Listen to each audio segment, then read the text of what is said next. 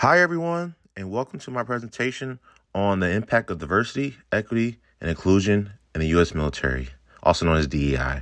In this presentation, I'll be evaluating 4 completely different sources that discuss DEI in the military, exploring their reliability and how they contribute to the overall understanding of this controversial topic. My name is James Smith, so without further ado, let's begin. First, we have the Free Press article by Madeline Riley. This article dives into the political pushback against DEI programs in the military, specifically under the Trump administration. It features perspectives from senior military leaders, including Brigadier General Christopher Mookie Walker, who raises concerns about DEI's impact on military readiness. The article also details actions taken by President Trump and Defense Secretary Pete Hegseth to reverse DEI initiatives. What makes this source credible is its independent journalism. While it includes opinion-based content, the article is grounded in source quotes, named officials, documented policy shifts, making it a credible resource. However, the article's tone is more critical of DEI, so while it's well-sourced, the framing could influence readers' perspectives on the topic.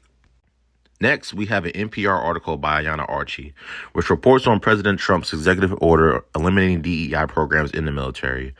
NPR is a nonprofit media organization with a reputation for fact-check, balanced reporting, and the article largely follows this tradition.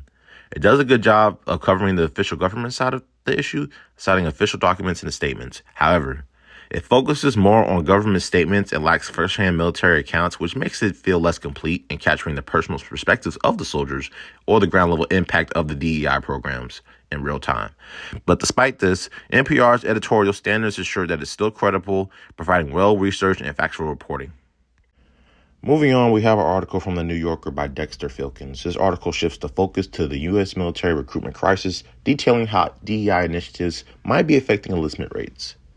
Filkins discusses not only the shortfalls in recruitment, but also the cultural and political factors behind it, offering a well-rounded analysis. The New Yorker is known for its deep investigative journalism, and Filkins, a Pulitzer Prize-winning journalist himself, lends significant authority to the piece. This article is highly credible, drawing on expert testimony and verified data to support its conclusions. Unlike the other sources, it takes a more broader approach, looking at the overall recruitment landscape and not just DEI specifically, which adds more valuable context to the issue. Lastly, we have the TFTC podcast hosted by Matthew Lohmeyer. Unlike the other sources, this podcast claims that DEI is undermining military effectiveness, but it presents a highly opinionated viewpoint with no counter-arguments.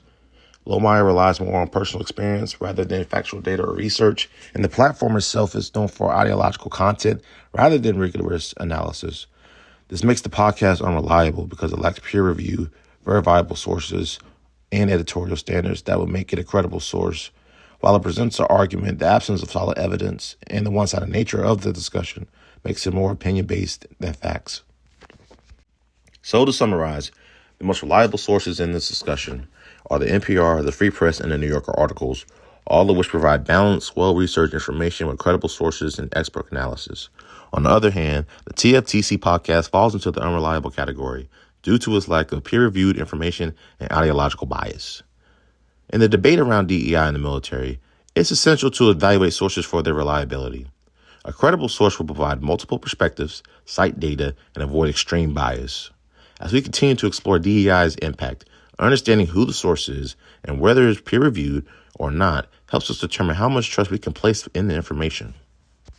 Looking ahead, I'd like to explore how DEI policies affect morale, unit cohesion, and retention.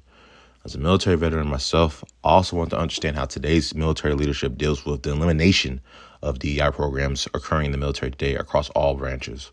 These insights will help develop a research argument for Unit 3, while I'll argue that DEI, while remaining controversial, when implemented with structure, can indeed strengthen unit performance and long-term readiness. Thank you all for listening, and I hope this analysis sheds light on the complex issue of DEI in the military. Please feel free to reach out if you have any questions. Thanks, and have a good day.